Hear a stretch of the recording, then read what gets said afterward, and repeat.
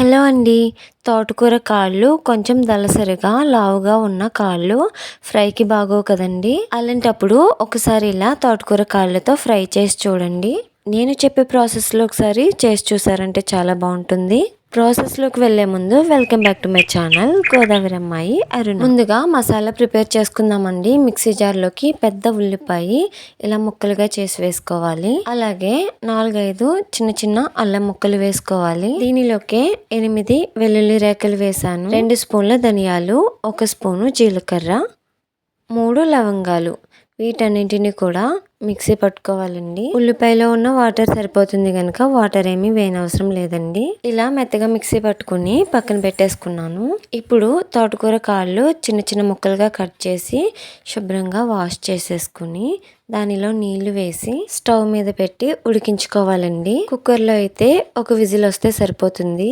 ఈ కాడలన్నీ కూడా ఇలా ఉడికిన తర్వాత స్టవ్ ఆఫ్ చేసుకుని చల్లారబెట్టేసుకోవాలి. ఇప్పుడు స్టవ్ మీద ప్యాన్ పెట్టి ఆయిల్ వేసుకుని ముందుగా మిక్సీ పట్టుకున్న మసాలా ముద్దని వేసేసుకోవాలి. దీనిని కలుపుకుంటూ వేయించుకోవాలన్నమాట.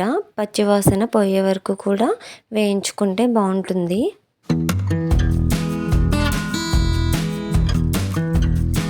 ఇలా మధ్య మధ్యలో కలుపుకుంటూ బాగా వేయించుకోవాలండి.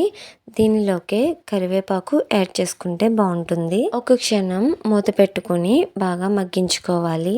చూసారు కదా, ఇలా వేగిన తర్వాత ముందుగా ఉడికించి పెట్టుకున్న తోటకూర కాళ్ళు వాటర్ అంతా వంపేసి దీనిలో వేసేయాలన్నమాట. ఇట్లా మొత్తం అన్ని కలిసేలా కలుపుకొని వీటిని కూడా బాగా వేయించుకోవాలి.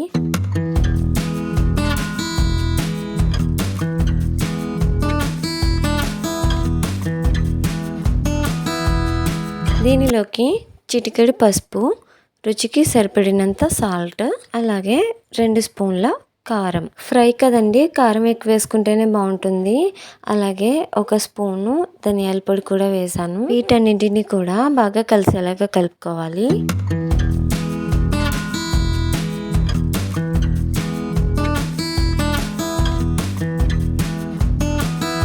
దీనిలోకి చివరిగా టీ స్పూన్ గరం మసాలా పొడిని యాడ్ చేశాను.